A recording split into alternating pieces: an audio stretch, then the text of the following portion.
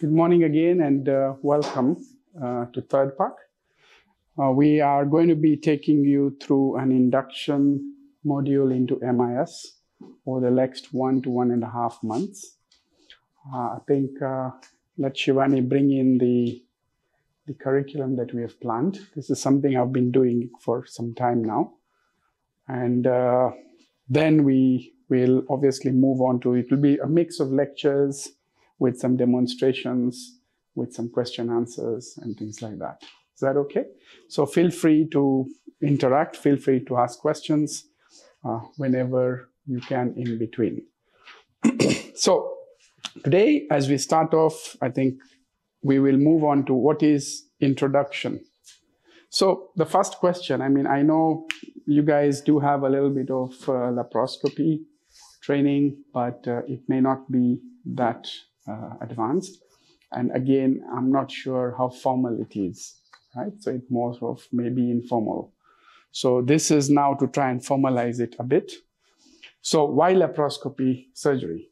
Well, we know it is less post-op pain for the patient because the somatic injury on the outside is less. The cuts are small. Cosmetically, that should be last, but yes, it would appear better than having those big cuts, vertical or even transverse. Hospital stay definitely becomes very short, okay? There is faster return to normality. So the patient can return back to her routine work much faster than if they had a big laparotomy done.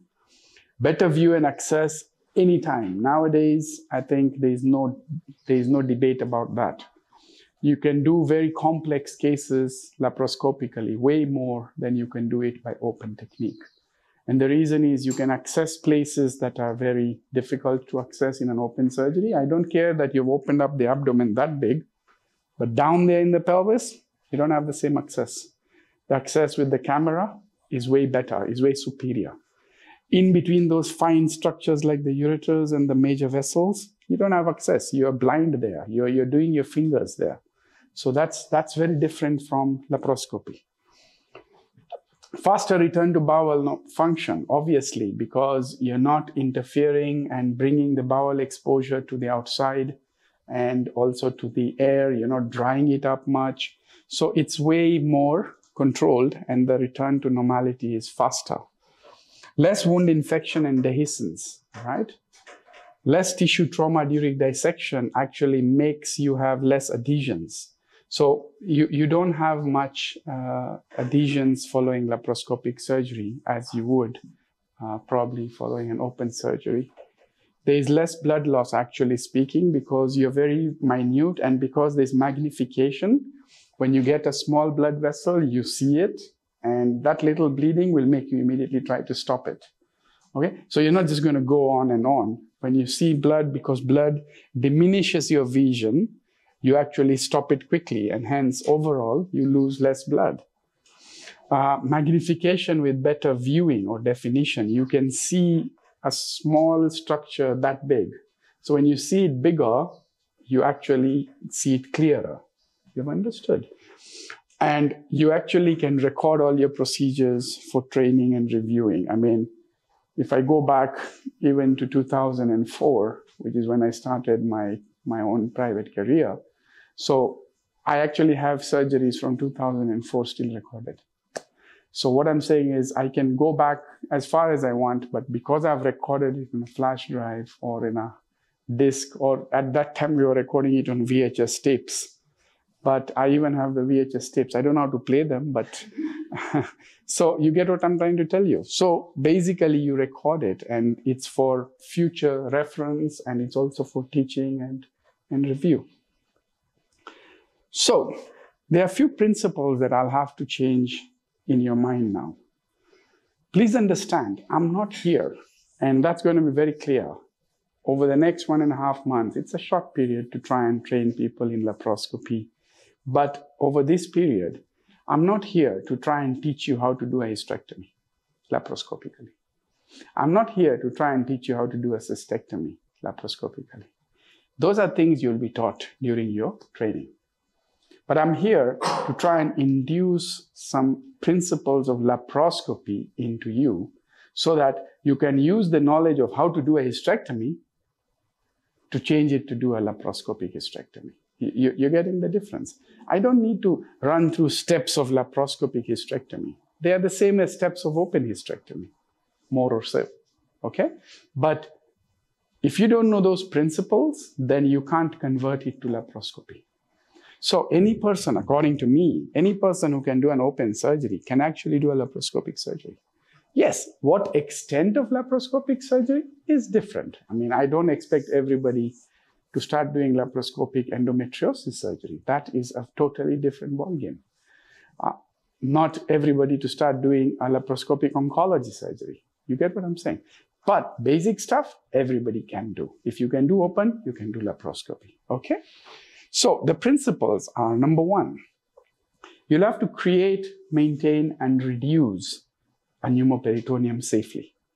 So for you to do laparoscopy, you have to know how to insufflate the abdomen safely, and at the end of it, remove the gas safely. Please mark my words, safely, all right? Because the key is not, yeah, everybody does it, but then everybody can also cause complications if they don't know how to do it. So these are the things you focus on in this training. How do I make, or how do I create this pneumoperitoneum, and then at the end of the procedure, remove it safely? We'll be doing that and showing you practically. But right now, it's for you to understand them, okay? 2, how do I start doing surgery while I'm not looking at the surgical field? Because normally, this is what you're doing, all right? So you'll have to learn to change your mindset that, listen, I'm going to be doing this, but I'm going to be looking there. You've understood? So that is going to change. You cannot equate it to open surgery in that angle because your hand movement and your eye movements are different, okay? So you train yourself to this. If you train yourself this way properly, then the surgery is the same. Number 3, how do I do surgery that is constantly under video control and permanent watch? 10 people in your theater are watching you, okay? You're recording this surgery. Ideally, you should. You're recording this surgery so your patient and any other doctor in the future could view it. You're getting my point. So it's something you have to learn. That, listen, guys, now I'm under watch. When I'm on that driving seat of a laparoscopic surgery, I'm under watch. So you have to know it before you start practicing it. Don't start doing funny things there and then you are on record for the rest of your life. Ah, you see this, look at this doctor. What do you think he was doing or she was doing? We don't want that. So you have to understand that this type of surgery is under watch, okay? So learn it well before you go and just start attempting. Don't think you can learn on a patient. Guys, those days are long gone, all right? Our patients are not our guinea pigs, okay? Learn on an endo trainer, assist an expert, and then get to do your own. Don't try thinking you can do it directly, okay? Second thing, it does require technical equipment and knowledge. This is one form of surgery that you're not going to know and do without knowing the equipment involved. So you need a little bit of physics knowledge along with our biology knowledge. Yes, you know the history, you tried, I ask you, you'll be blah, blah, blah, blah, blah. I know the branches, I know everything. I don't care.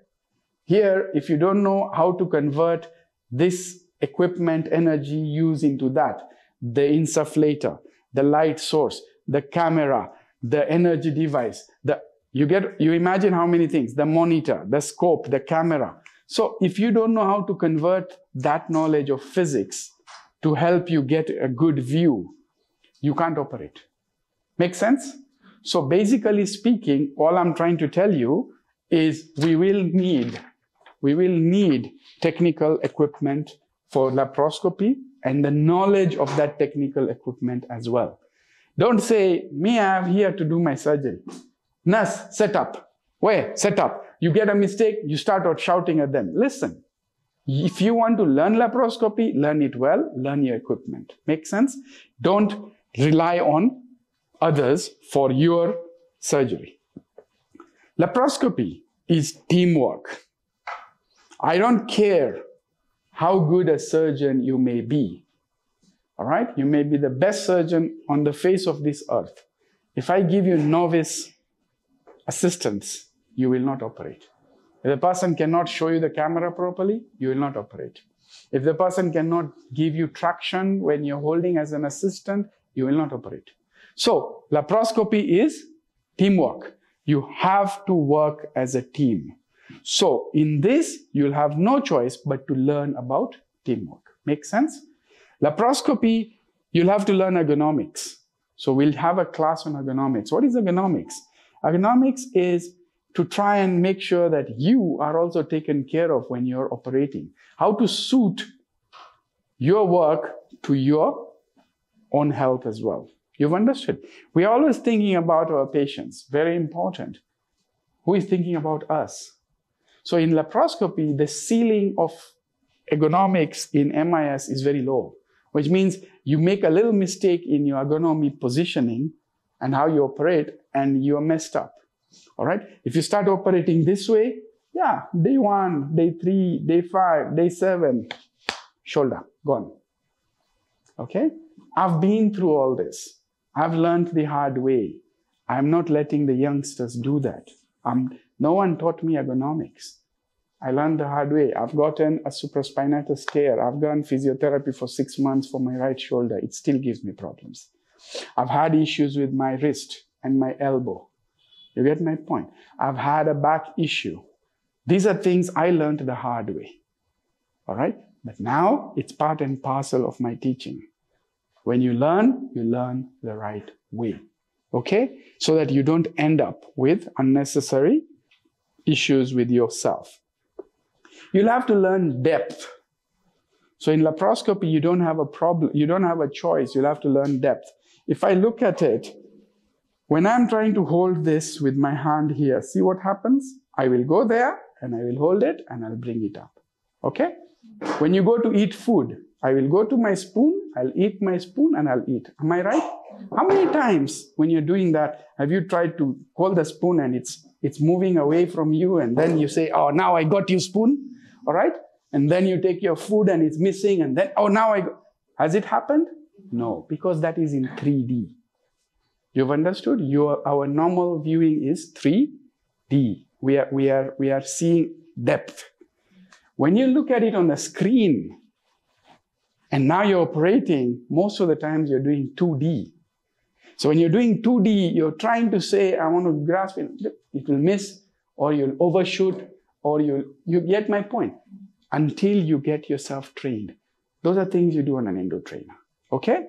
You learn how to grasp exactly where you're supposed to and lift it up and pull it aside and move it this way and hand it from one hand to the other. You get what I'm saying? So that you'll have to train on an endo trainer.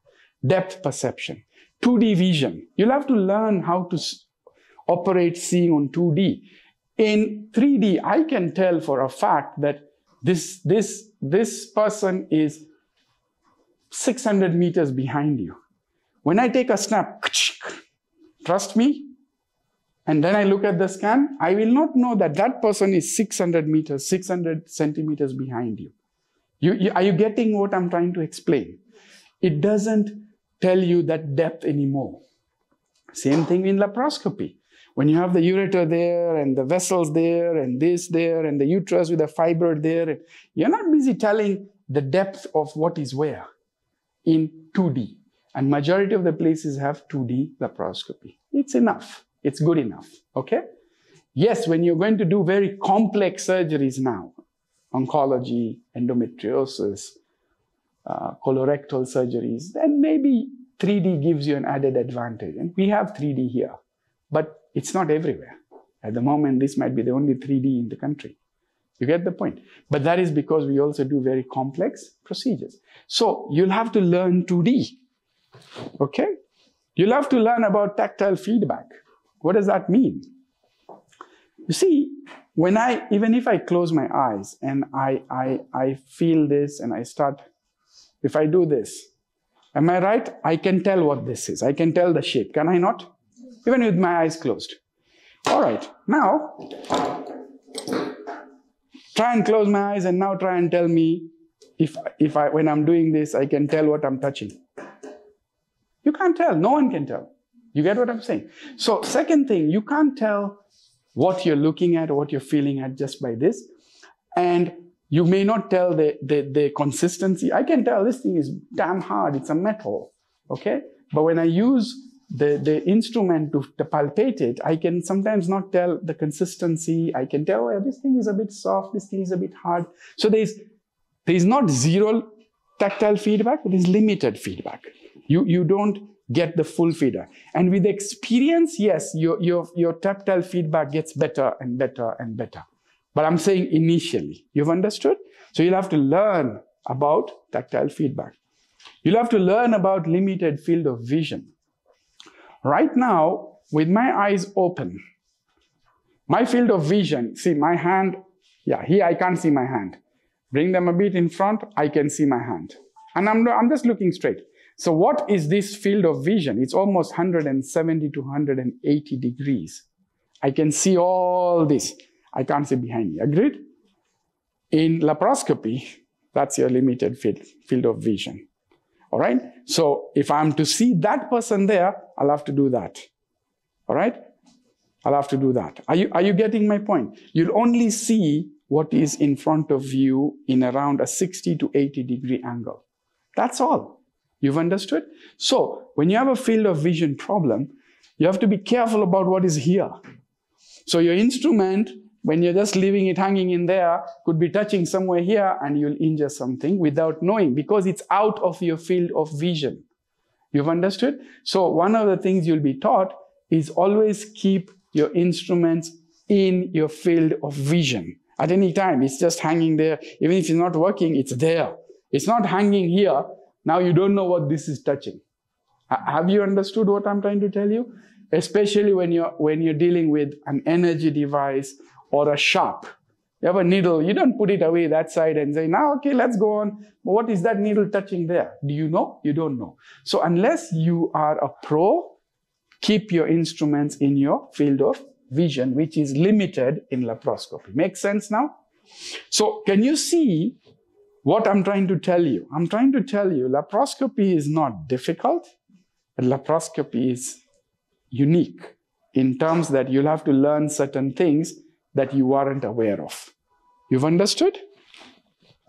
Fulcrum effect. You'll have to learn fulcrum effect. What does that mean? If I tell this person, lift this part of the paper, I'll hold it and I'll lift it. In open, I'll hold it and I'll lift it. Am I not doing that? So, in laparoscopy, when I tell my new assistants the same thing, they do the same thing. They hold it and they lift it. But then there's an abdominal trocar here. So when you lift your hand up, what happens to inside? It goes down. So you see, when I tell them, move the bowel up, move the bladder up, and you see the bladder going down. All right? Why? Because this thing is stuck at there's a fulcrum at the umbilicus. So you'll have to learn that, my friend, my upward movement means downward movements inside. My downward movements mean upward movement inside. Are you getting it? So if you don't understand that, you're always going to make a mistake. All right? Secondly, when you're moving, you're not so free. There is something called translational movement. Even in open surgery, when I'm stitching, let's say I'm stitching here, I'll do that and I'll pull it out like this. Okay? See, I'm allowed to do that. I have so much freedom in my hand. Okay? What happens in laparoscopy? This thing is here. So my only movements will be on this. I can't do this. My trocar is not going to allow me to move my whole hand out. So it is rotational movement, wrist movement. You see, you'll have to learn that my movements are going to be different. They are not the same anymore. Okay? There's magnification. You're going to be seeing things much bigger. So a little bleed, even capillaries can be seen, by the way. When you're going very deep, you'll start seeing capillaries. So a little cut on the capillary, you'll see a few red blood cells, and they look like, yeah, there's enough red blood cells. But that's not enough bleeding. In open surgery, you'll continue. You'll never stop for that thing. But here, even that will look disturbing. So you have to understand this magnification for you to do that. Surgery is vision dependent in laparoscopy. Surgery is vision dependent. What does that mean? You can only operate when you can see. Are you getting my point? In open surgery, it's different. You have situations where things are not easily felt behind. You'll see the surgeon put his hand behind there and saying, all right, free. All right? Have they not done that? Have you not seen that? So the assistant there is just thinking, what the hell did this guy just do? All right? But you can't do that in laparoscopy, guys. You need to be seeing what you are doing. If your camera gets blood on it, you can't see. You stop, go and clean it. You get it? You don't do that in open surgery, right? And if you have to do it, you just take a mop, put there, and then continue. So what I'm going to tell you is there is a difference. It's vision dependent. So when the assistant is doing very critical things and the camera person is busy touching funny things or not being careful, it really annoys. You've understood? Now people are smiling. They know whom I'm referring to. But you get what I'm saying, okay? It's vision dependent, guys. I don't care how good a surgeon someone is. If I can't see, I stop. I can't operate. Otherwise, you become a dangerous surgeon. You'll start doing things and cutting things that you're not supposed to. Make sense? So that's time waste due to surgery. Cleaning vision is what I'm trying to avoid. Yes, we have the history that's important. We should know about. But remember, this is more of an induction to the practical aspects of laparoscopy. So I'm not going to go into, these are things you can pick up on history. So I'm not going to go into the details of it. This is the father of modern gynecological laparoscopy. So in definition, MIS or MAS, minimally invasive surgery or minimal access surgery, is a marriage of modern technology and surgical innovation that aims to accomplish surgical therapeutic goals with minimal somatic and psychological trauma. So this is how it's defined, right? I don't need you to memorize it, but the key point is, all right, it is called minimal because of its access. It's not minor surgery. So when someone says, oh, the small surgery of laparoscopy, oh, okay, you lay a hole. Yeah, it's not a small surgery. The surgery is the same. A hysterectomy is a hysterectomy. Does it fall under minor? No, it's a major. A myomectomy is a myomectomy. But my access is less. You've understood? My somatic trauma is minimal. My psychological trauma is less. You've understood? So this is our definition of MIS or MAS. So we will go into now the details of the instruments and all, one by one. So there are few that I need to specifically teach everybody about. So before I go that, I'll just look at the elective term curriculum that we've been planned, okay? So this is around 4 or 5 weeks, okay? The first week, and I plan to do around 2 classes a week. We'll be doing in the mornings between 6 and 6:30 onwards to around 8. Week 1, it is written as introduction and principles, which is what we're doing today. It will be advantages and limitations of MIS, overview of equipment in MIS, differences between open and laparoscopy, setup of an MIS theater, and understanding the instruments, the identification, the assembly, the handling, etc., and some of the equipment. So that is a whole week of doing that. So we'll start with the first week, which is what we are doing now. I will take you through these topics, and now we'll go into these individual small instruments. Okay?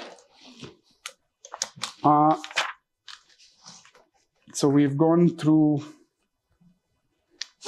limitations, advantages. So yeah, a few limitations, okay? So we would say, I'm not saying laparoscopy is the only way to go. I'm not saying laparoscopy is the best. I'm not saying that. I still do both open and laparoscopic surgery. But yes, where it is due, it is due. In today's world, guys, if an ectopic is open, no. And I know that's what's happening where you guys are, all right? Yes or no? No, it's not fair. I do ectopics as a daycare procedure. They go home the same day, all right? There is no limit after some time. There's no limit to what kind of ectopics you need to open up. I don't care about hemodynamically and stability at the moment. If my anesthetist is comfortable, yes. I've not opened a single ectopic in 20 years. Yeah. And that didn't mean that I've not come across ruptured ectopics and hemodynamic instability and shock. Doesn't matter. Because when I go in the next 10 minutes, I've secured the bleeder. If I've secured the bleeder in 10 minutes, now, if I take even a hemoperitoneum of 2.5 or 3 liters, and I have to give this patient 5 units of blood, I can do that, whether it was open or laparoscopic. Are you seeing the difference? Okay, so what makes me feel that I cannot do it if the patient is in shock? I can still do it. A patient went into shock here the other day while in the ward. She had been missed, came here, we were waiting. It was within 10 minutes, she actually collapsed and had no pulse and BP.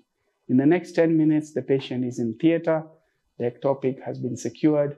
Yes, we had to give her blood. Ask these guys, they were here. All right, there was pulse. She had no pulse or BP that we could palpate. Pulse, yes, very thready, but no BP that we could even monitor. Okay, but yes, the next morning she's up and around walking. Why? Because we gave her blood. We gave her 4 units of blood. But yes, she's ready to go home in 1 day. So I think those are the kinds of things I'm saying. They can't be opened. Got it? So if everybody knows, then it doesn't matter who's on call. You'll still do it laparoscopically. You don't have to wait for the 1 or 2 consultants that you have who have to be there when you're going to do the laparoscopy. You're getting my point. You don't have to wait for your anesthetist to tell you, open this patient, bana. Don't waste time. Your anesthetist should also get comfortable. That listen, yes, these guys will do it, and I have to trust them. You get the point? So that is the level of things that I think there's no choice. Now, limitations. Obviously, there are limitations to MIS. One of them is that the lack of feedback. I told you tactile feedback. The hand-eye coordination is something you'll have to learn. Hemostasis can be a challenge. You don't have the gauze to just put there and say, okay, guys, I've hit a major vessel. Let's call somebody. So you can be there that way for 5 minutes in an open case. In laparoscopy, if you're not careful, when that thing is pulling there, you'll have no way to even go and know where to hold. So you see, those can be challenging. So you have to be careful. It's technology dependent. If your machine crashes on you, you get stuck. Agreed? Tissue retrieval can be a problem. I've removed these big fibroids and this big. Now, how do I remove it? It's a challenge. You'll have to learn. And it does depend on a team, which means if your team is not up to it, they will frustrate the surgeon. Okay? So that is the negatives about this. When I talk of equipment needed, how do we divide these equipment? We divide these equipment into vision equipment. So equipment that is required for the viewing to be clear. This includes the camera, the scope, the light cable, the light source, the monitor, the recorder, etc. You've understood? Anything to do with vision. So that is one set of equipment you need. The second set of equipment is insufflating equipment. So equipment that you will be needing to distend this abdomen, all right, for access. So you need the insufflator, the tubings required with it, and the gas itself, because you distend it with gas, okay? And we'll be looking at it. If you're not going to be distending it with gas, then they do what is called gasless, and then they lift the abdomen up. All right, so you need that equipment to pull it up and do a gasless. Okay. Then you will have energy equipment. So anything to do with energy. The energy surgical unit, electrosurgical unit with its cables. You will need the instruments that use energy, so both with bipolar, monopolar, ultrasonic, laser, that is all energy. So you need those equipment to do operations. And then you have the working equipment, all right, or working things. So there is the working equipment, which is called for access, and then the working hand instruments. So what is for access? Access is the ones like trocars, the Veress needle. You see, now you're trying to access the abdomen, isn't it? So those are access instruments.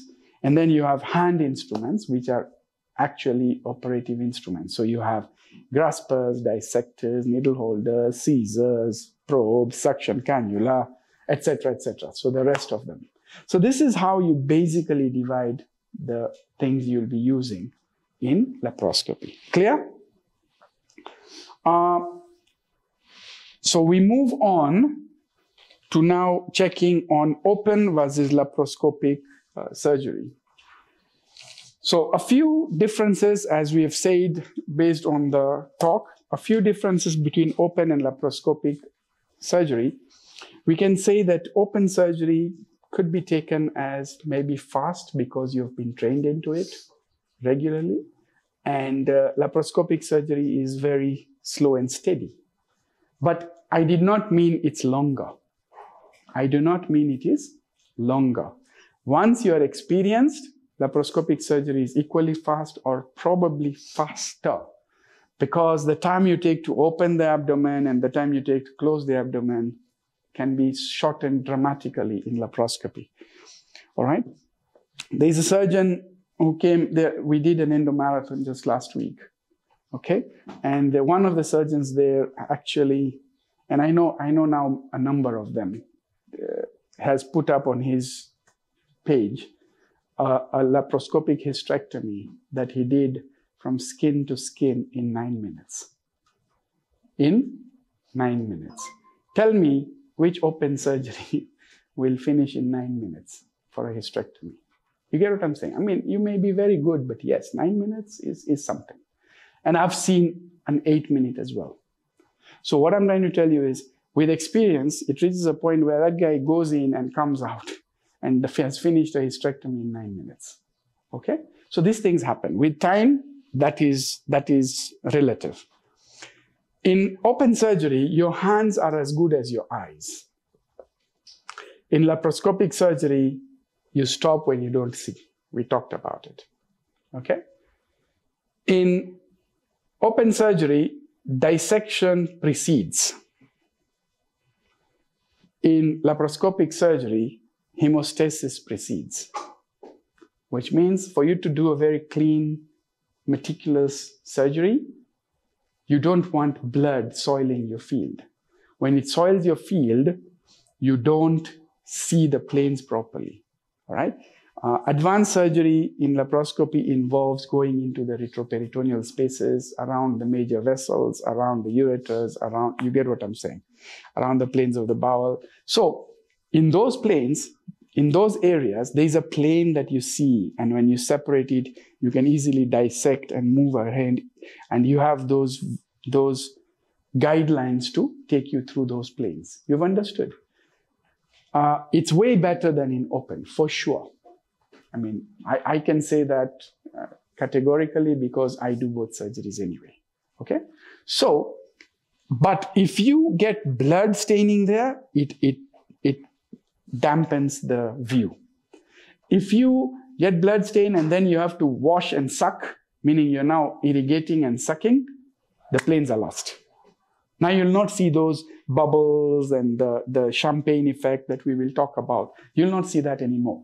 And when you don't see that anymore, the tissue becomes a bit edematous, it absorbs the fluid, you lost the plane.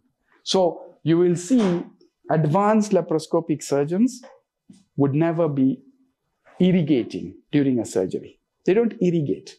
They can suction the blood out, but they will not irrigate. Why? Because irrigation, the saline, goes in and destroys the planes. You lose the plane. You've understood? Then, ergonomics in open surgery is optional. Ergonomics in laparoscopic surgery is vital. You don't have a choice. You have to learn about it to protect yourself. You get a normal view in open surgery. You get a magnified view in laparoscopy. Okay? You have tactile surgery in open surgery, like when you're doing surgery for myomectomy, all right? And for example, I have removed 87 fibroids in one patient during one surgery, all right? But that's in an open surgery. But you see, in that, one of the things that helped me was my hand, where I'm touching the uterus and I'm feeling, okay, cool. There's one more here, cut and remove. You get it. I'm doing tactile.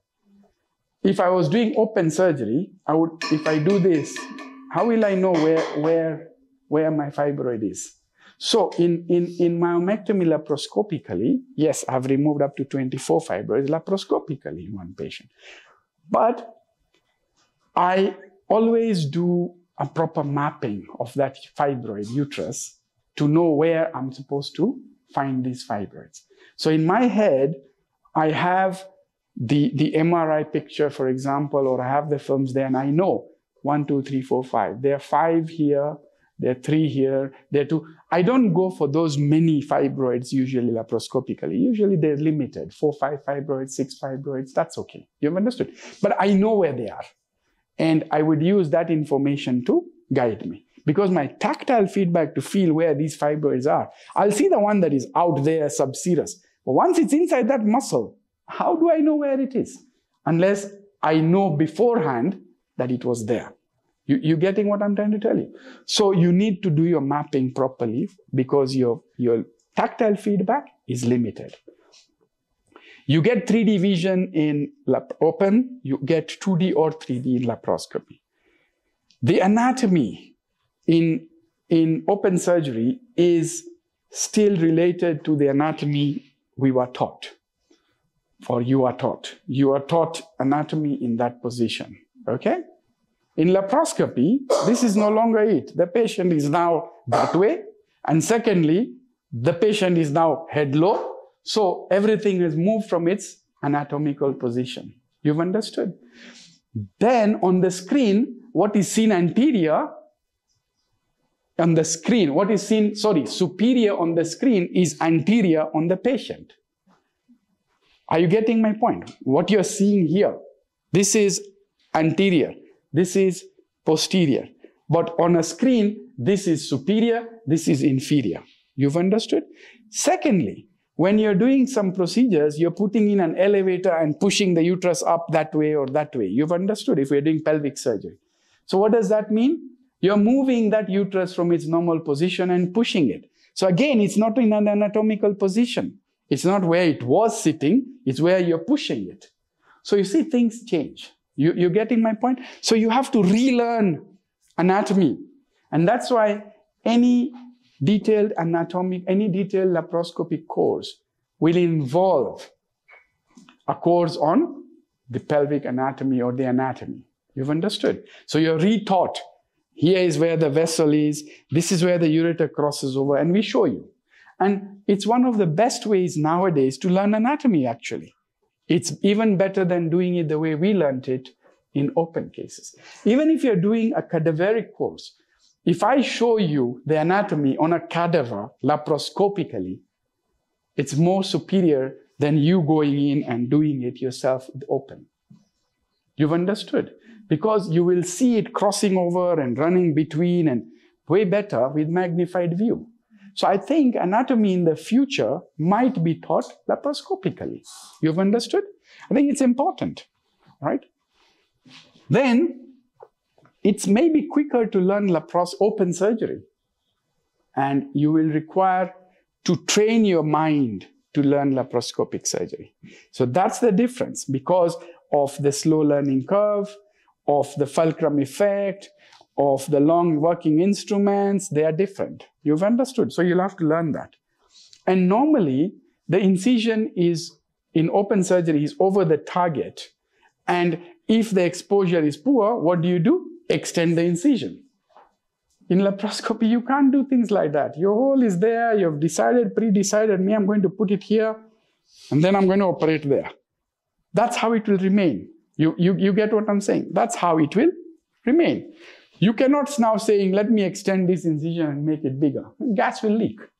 So, in short, what I'm trying to tell you is, the port placement is therefore very important. It's another topic we'll have to cover. How do you decide port placement? How many ports do you put? Where do you put it, depending on which surgery? You've understood. It is the key to a success or a disaster. All right? A simple thing as wrong ports placed in the wrong place will make you frustrated and you will not be able to operate. You've understood? So before you start your surgery, you decide and change your port placement depending on the pathology at that given time. Make sense now? Good. We talk of an OR setup, okay? So we talk of an OR setup as well. Let me see if these ones, we are going to go through them one by one. Yeah.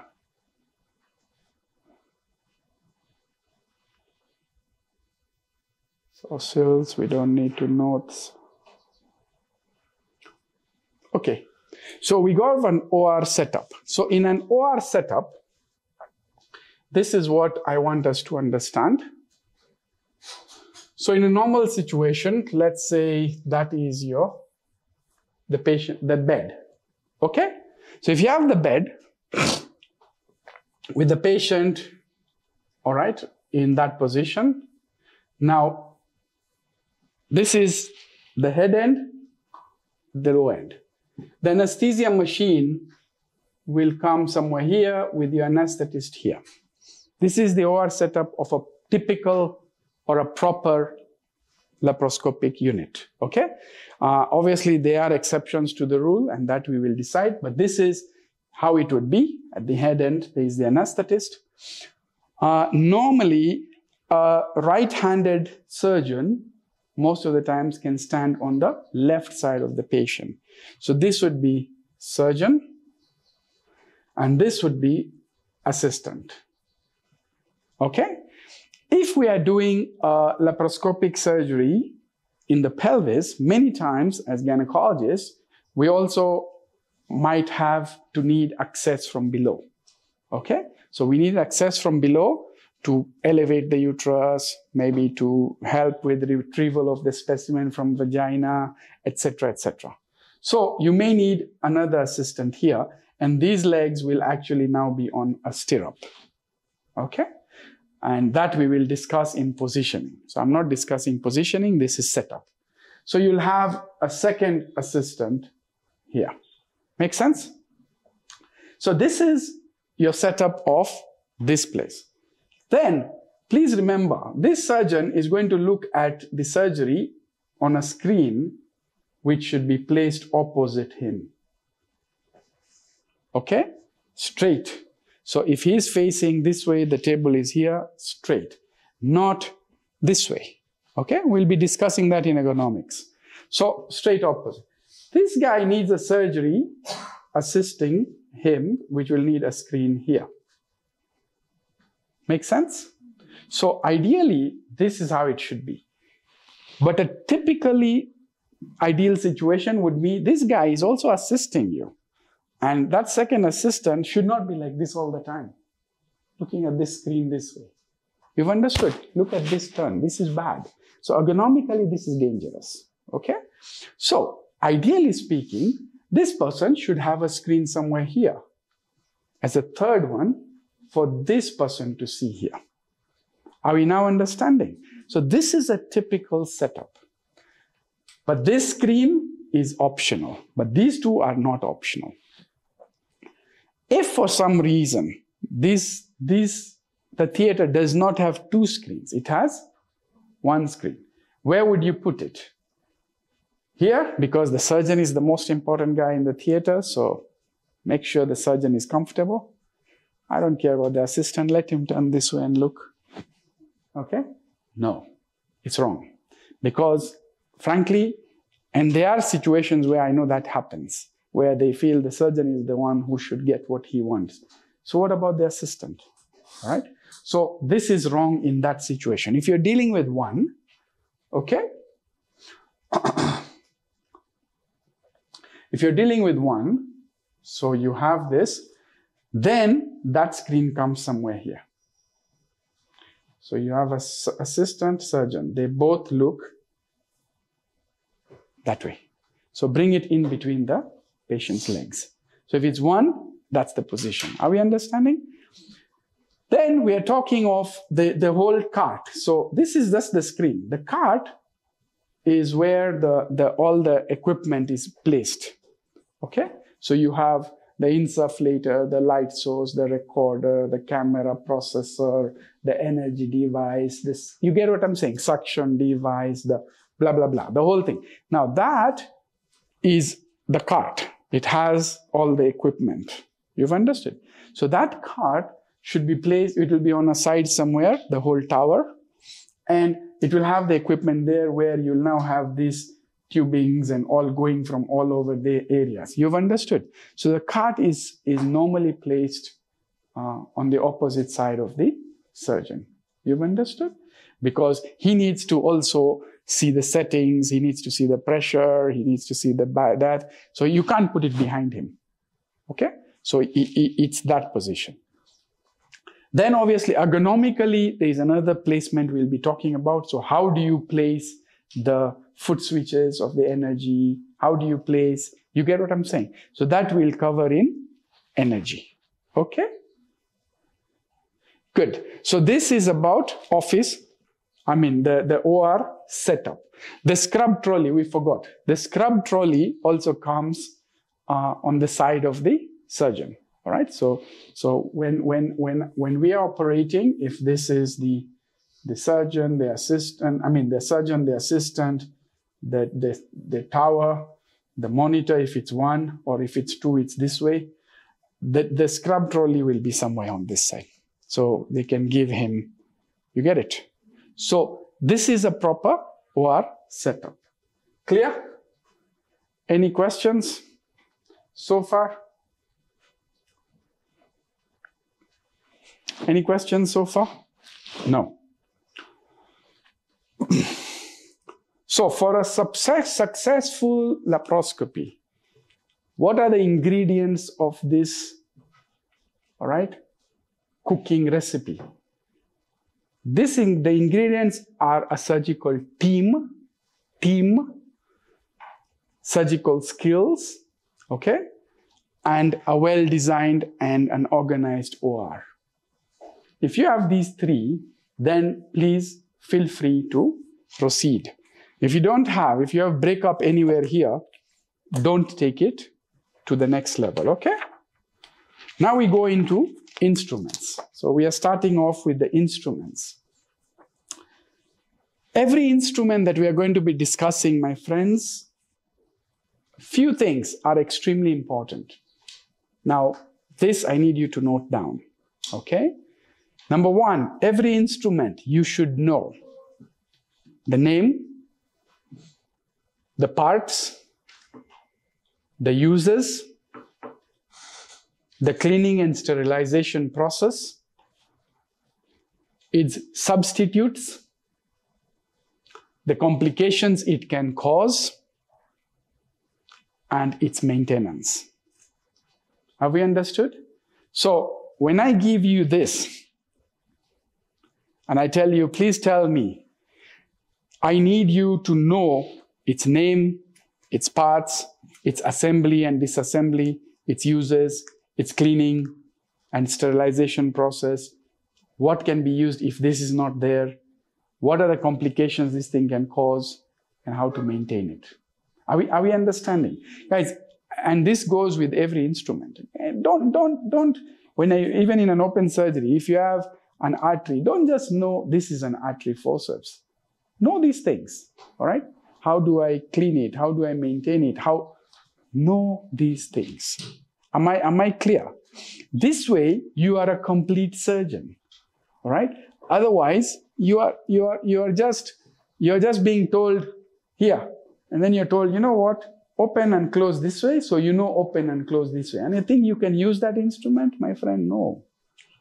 All right? So please learn proper things in the right way. This is how I tell my guys to learn instruments. Okay? So we said we are going to discuss these instruments in different ways. We are going to be discussing the insufflation or access instruments, the light emitting or optical or visual instruments, the energy instruments, and the working instruments. Agreed? So that is now probably the biggest part of your training. This is what's going to take most of our time, when I'm going to take you through equipment and instruments.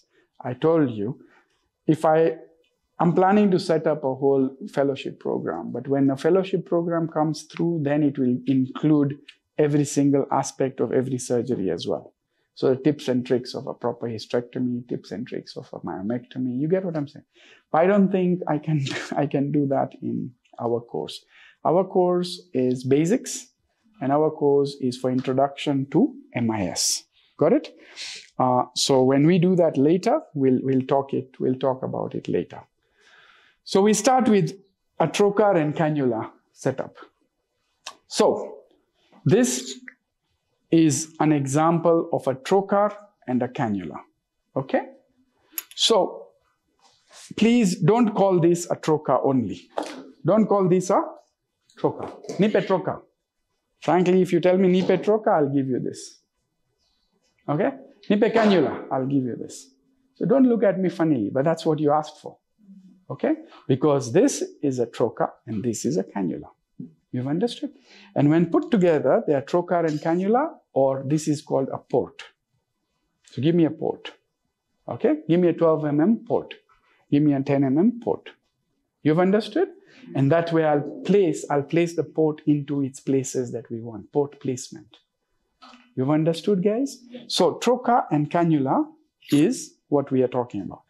They are available in different categorization.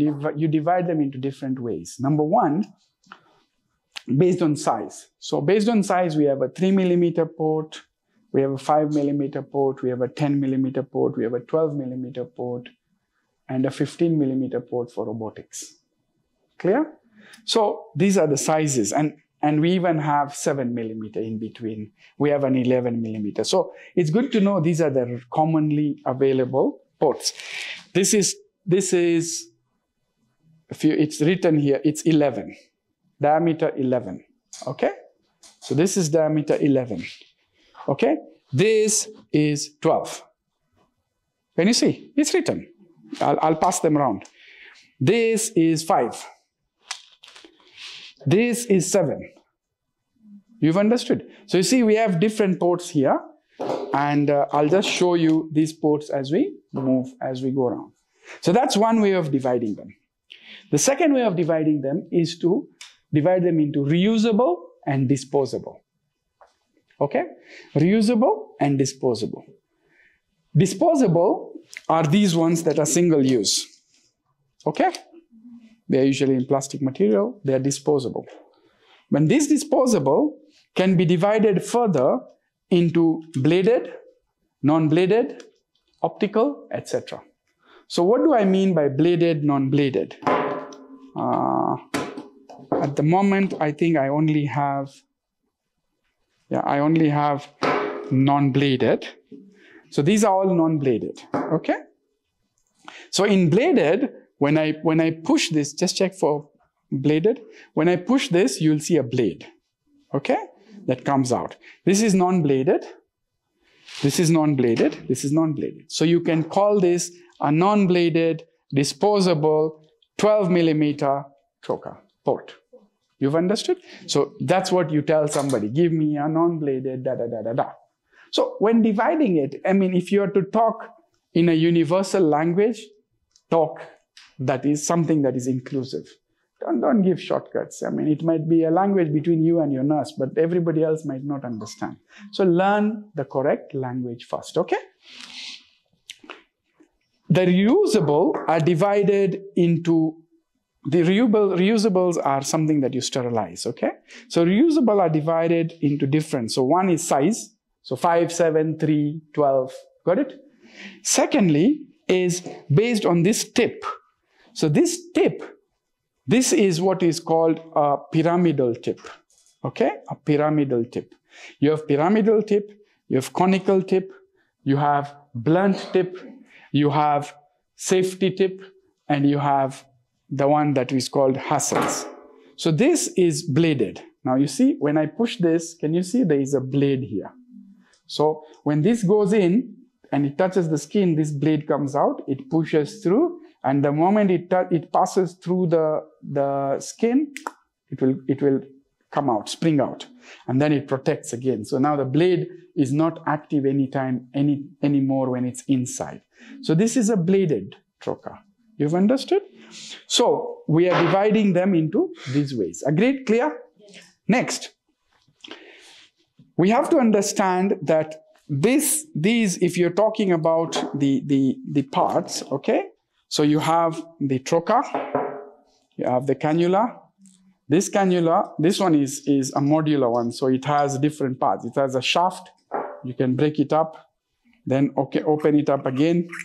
It has this connectors, okay? So this is for the gas in, this is a valve. Can you see this valve? So this valve, this one is a normal, what we will call a valve that is a flap valve, okay? So you see it's a flap, right? And this flap, if you look again closely, it has a rubber inside, it has a rubber here. So these are like gaskets that prevent air leakages, okay? So you're connecting the flap valve area. This is for cleaning, that's why it is dismantleable, okay? And even this shaft has a rubber, that green rubber.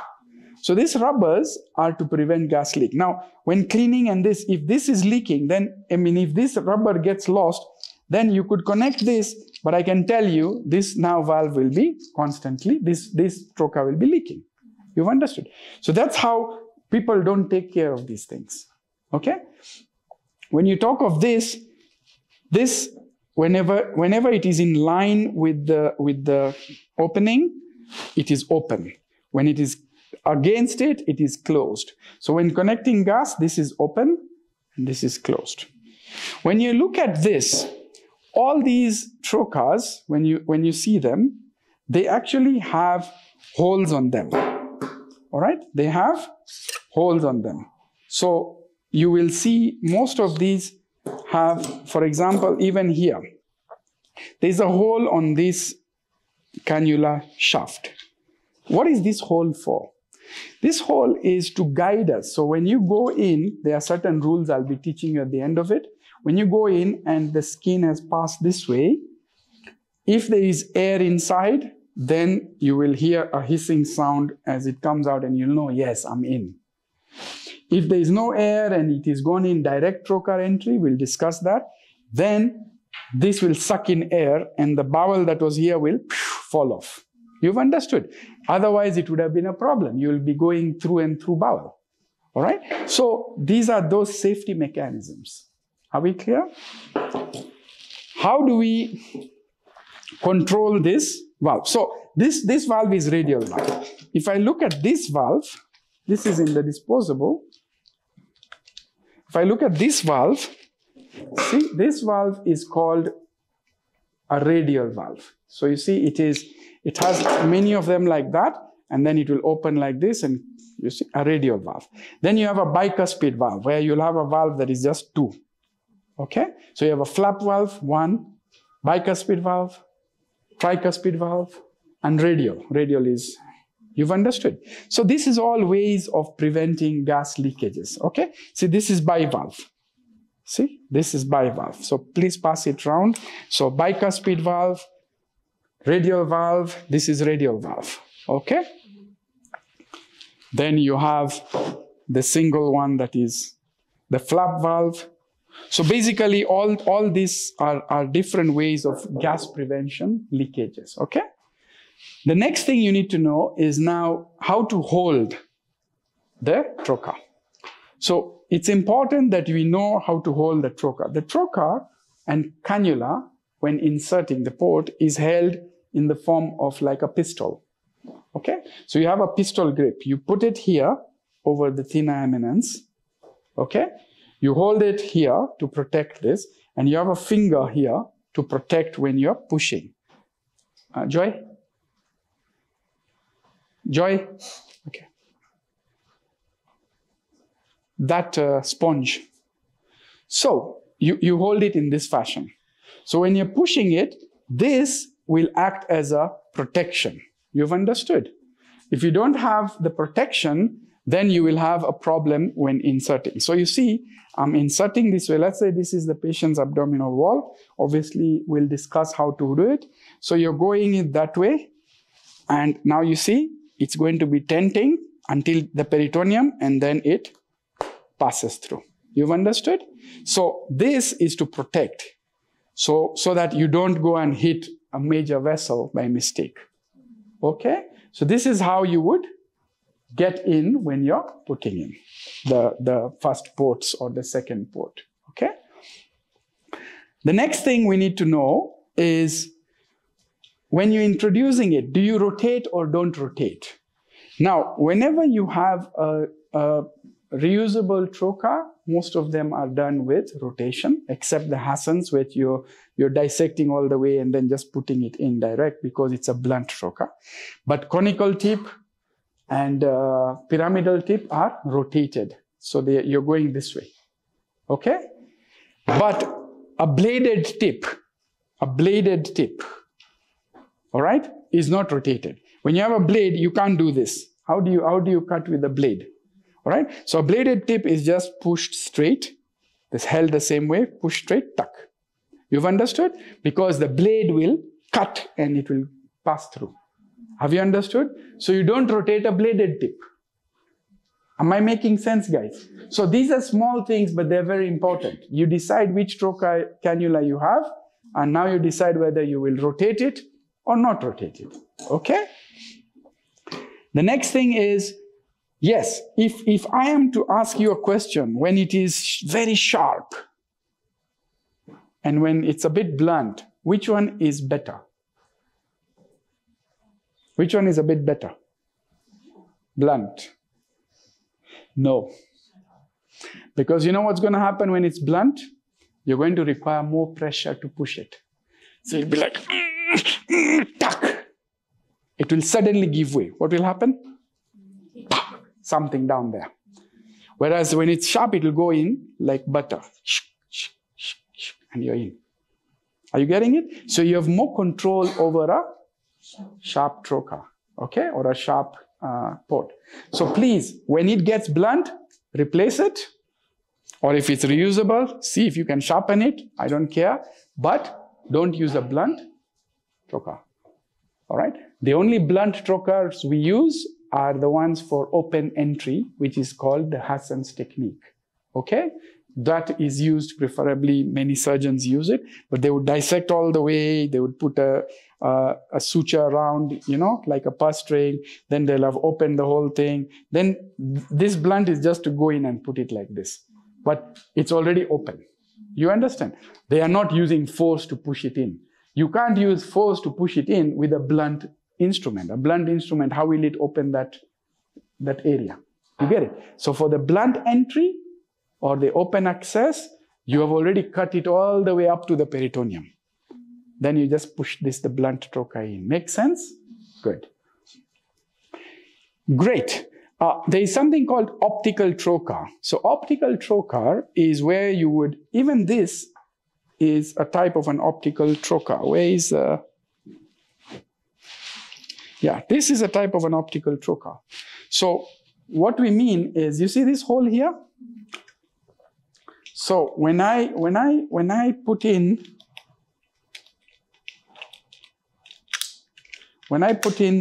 this like this, okay, I can put this camera, my 10 millimeter camera here, scope here, got it? It will reach till here.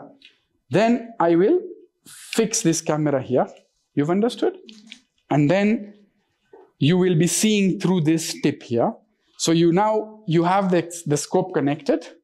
You're seeing on the screen, and you're pushing in as you're separating the layers of the, muscle, fat, muscle, rectus sheath, peritoneum, under vision.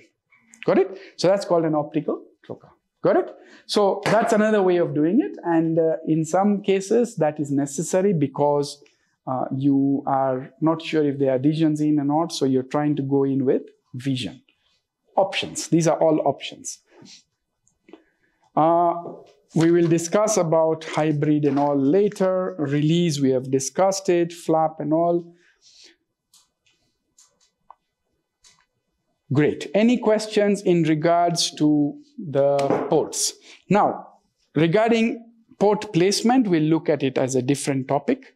This is instruments first. Port placement, what do I mean? I mean, how do you put them? Where do you put them?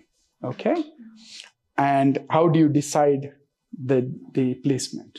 You've understood. So we are not going into that at this point, okay?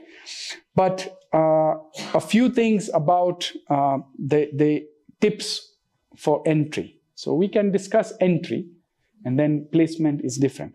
So what is tips for entry? Tip number one, there is what is called the primary entry site, the primary port, and there is what is called the secondary or ancillary ports. Clear? Primary and secondary ancillary ports. So when I look at our primary port, so let's say that's the abdomen and the umbilicus. So, okay, if I have that as the abdomen, the primary port will discuss two things. Number one, we'll discuss the sites. And number two, we'll discuss the tips of entry. Number one, sites. If I look at this and I expand it here, that's the umbilicus. Okay? So you can have an intra-umbilical, either horizontal or vertical, intra-umbilical. You can have a supra-umbilical. You can have an infra-umbilical. Make sense? So this is inside. And even on the inside, you can have an intra-umbilical that is on the left side, like this. Slightly curved on the left side.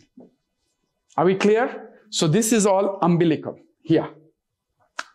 Then between the xiphisternum and the umbilicus, if we divide this area into two, in between there, that's called the Li Huang's point. Li Huang's point. And yes, there have been others who have divided and said, okay, let's go and divide this not into one place, but let's divide it into three spots. 1, 2, and 3. 1, 2, 3. Thirds. Okay?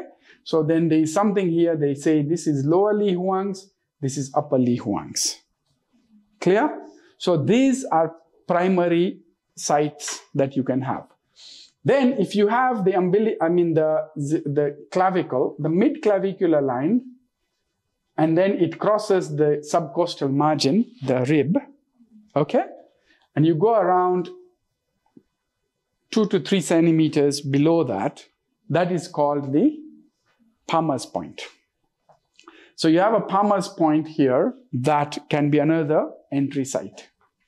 And this is used mainly in people with previous scars, especially if you have this kind of an umbilical, let's say subumbilical or, midline scar.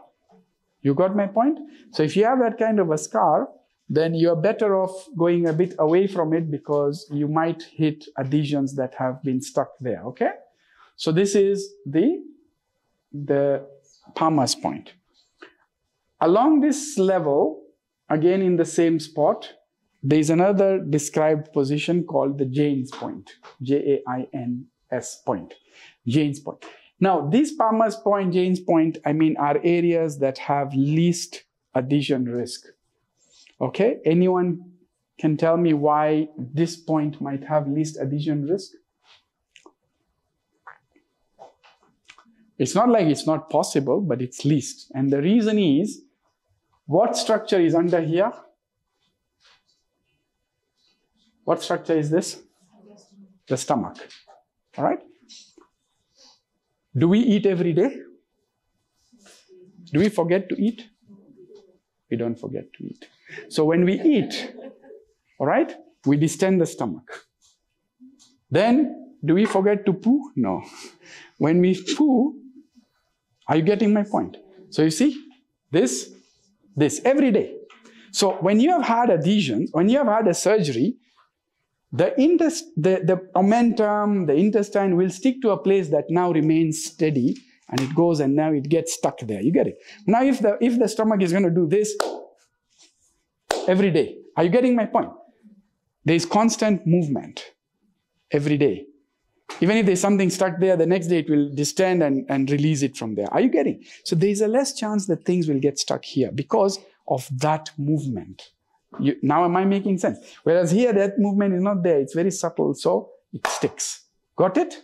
So these points have least adhesions, and therefore they are used for these entry points when you think there might be adhesions in the abdomen. Okay? So this is about positioning. Then the secondary or ancillary, now these ones are varied depending on the pathology. So when you're going to do gallbladder, appendix, uterus, as we are talking about the pelvis here. So the second reports, if you have the anterior superior iliac spine, so that is anterior superior iliac spine, the most commonly used place would be 2 centimeters medial and above, somewhere there. Okay?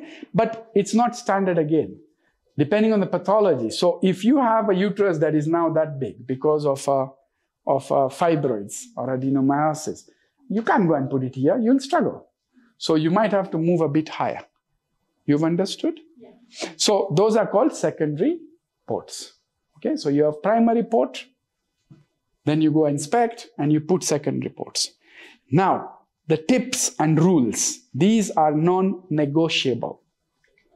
All right? Again, important. So what I'm trying to tell you is the important things are the ones I will stress on. The important thing, number 1, primary port. Always put in, preferably the patient in a flat position. You do not put in primary ports in a head-low or Trendelenburg position. Are we clear on that? Yes. Out of question. Patient always in a flat position. Okay? If you change the position and put it, you have a higher risk of vascular injury. Number 2, always put in primary port with the valve open. Primary port with the valve open. You do not close this valve. See, this valve open. So what did I say? Why this valve open? What is the intra-abdominal pressure normally? Anybody? It's negative. It's a vacuum. The intra-abdominal pressure is a vacuum. Have you ever seen gas inside the abdomen?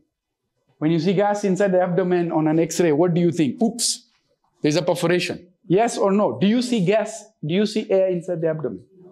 No, I'm not talking of inside the loops of bowel. Inside, do you see free air in the abdomen? So what does it mean? There's no air. It's a vacuum. Yes or no? It should be a vacuum. So when you go in with a primary port, if you're doing direct trocar entry, when you go in, the moment I cross this hole here will allow air from outside to be sucked in. It's a vacuum. And when it sucks in, remember when the bowel was, when this was a vacuum, the bowel is just here. There is no space, there is no air. It's stuck here. All right? But when you now put it in and the air rushes in, the bowel falls up. You've understood? It becomes loose, the air pulls in, and now you can advance this slowly without this sharp in. But you get what I'm saying? Imagine you went with this closed. So you go in through the skin, you've touched the bowel, but the air has not gone in to push this bowel away. So you're now directing it through the bowel. Okay, now if the bowel is free, it's good, but if it's not free, you're busy going through bowel. Are we understanding each other? So rule number 2, always valve open. Okay, whether it is this or you do varies. Even if you do varies, the first port, now first entry is varies now. If it's varies, we'll discuss varies after this. It's also valve open. Please understand, you push it in, the air goes in, the valve falls off. Then you insufflate you want the way you want. Are we understanding, guys? So first one always open. So the next thing, second, and how to hold it. So hold it so that you protect your entry. You don't go suddenly all the way. Your finger will stop you. So hold it correctly. Third rule, always enter perpendicular to the abdominal wall. So see here, enter perpendicular to the abdominal wall. Don't enter like this. Don't enter like this. You're still in, you will still operate, but you know what's going to happen? This thing is not going to allow your instrument to move or camera to move. And if you move it and you push it like this, you will have extended this incision inside. So the inside incision will no longer remain 10. When you're doing all that in a rotation, you will have made that hole that big. All right? So a 5 millimeter ancillary or this would suddenly become a 15 millimeter hole inside. And outside, it will still remain 10 or 5. So when you remove this, and now you're done with surgery, you close this, here it's a 15. Am I making sense? Herniation. The bowel will go in there. Even though it was a 5 millimeter port, it will have, inside it is, 5 it's difficult for herniation. But you made it a 15 by putting it at an angle and now moving it like this when you're operating. You've understood. So you've expanded the inside. So it becomes from a 5 to a 15 herniation. Trust me, those are not things you want. I've only had one herniation in my life on day 2 post-op, and all sorts of thoughts go through your head. Did I perforate? Because patient is just vomiting. You get it? Cannot hold anything. Has a distended abdomen. Gets obstruction because of the bowel loop that went in like this. You get it? So you're starting thinking about, man, damn, me, I didn't touch the bowel. Me, I don't know what happened. Only to realize it was a herniation. Yes, we released it laparoscopically again, and nothing happened. But that was enough knowledge for me to know that the secondary ports that have become big, if anything is above 10 millimeter port, always close it under vision. Always. And close it all the way to the rectus. Okay? Don't take chances of closing the skin and inside it is big. It will herniate. Okay? Another rule. Secondary trocars or ancillary trocars always will enter under vision. So primary trocar is the only dangerous and blind entry. Okay? It's the only blind entry. So whether it's the varies or the primary trocar itself, that is still blind because your camera is not yet in. Understood? Your scope is not in. So the first port is blind. The most complications happen in the first entry, the primary blind entry. It's already 8. Yeah. So the secondary trocars are never supposed to be blind. Now you put your camera in, you see, and you push in the secondary ones. Are we? Under vision. Again, always 90 degrees. Please understand. I've taught you that. I'm not going to repeat it. There is no excuse there. You don't enter at an angle. Then always keep the inferior epigastric vessels under vision when putting in the secondary trocars. Because the inferior epigastric vessels are running like this. So we have from here, they come out, okay? And then they start going like this. They come out and they start going like this. And they're a direct branch of a major vessel, the external iliac, after it leaves the inguinal canal. It's the first branch outside. There's no branch inside the pelvis, but outside it's the first branch before it turns into femoral. Are we clear? So this means it has a very high pressure. It's from a major vessel. You've understood. And when it has a very high pressure, if you injure this, There have been fatalities reported due to that. It's a very difficult vessel to control after that because it's up on the abdominal wall and it gets pulled into the muscle and you will not see it and you'll just bleed and bleed and bleed and it's so difficult. You've understood? So always keep it under vision when entering. The next thing is, always, as I've said, always stitch any 10 millimeter port or more from the inside. Okay? And always exit under vision. Another rule. Always exit under vision, which means don't go and now see. Pull out, pull out, pull out, pull out. All right? Pull out this under vision. See nothing followed. No bowel went in through it. Pull out this under vision. And then when you're coming out, remove all the gas. And then pull out this last one under vision. As you're coming, we pull the trocar out. And you follow all the way. Because what if you didn't know and your trocar went through and through bowel loop? Okay, through and through. Which means you will not see these bowel contents inside the abdomen. But then when you're coming this way, you now have left 2 holes here on the bowel loop and they will leak into the abdomen after that. Are you getting my point? So if you're not sure, again, when coming out also, come out under vision, come out under vision, come out under vision as you're seeing it coming out. And then you realize I did not go through anything that was brown in color. You get my point? Very important, guys. Come out under vision. So these are tips and tricks and rules that you cannot bend. You've understood? I don't care how you do it. These rules cannot be bent. Make sense, guys? Good. So I think with that, today we will end here. We have now to move to the Verres needle and then we move on slowly to the other instruments. It's already 8 a.m. Thank you, guys. Any questions? Good. Have a good day.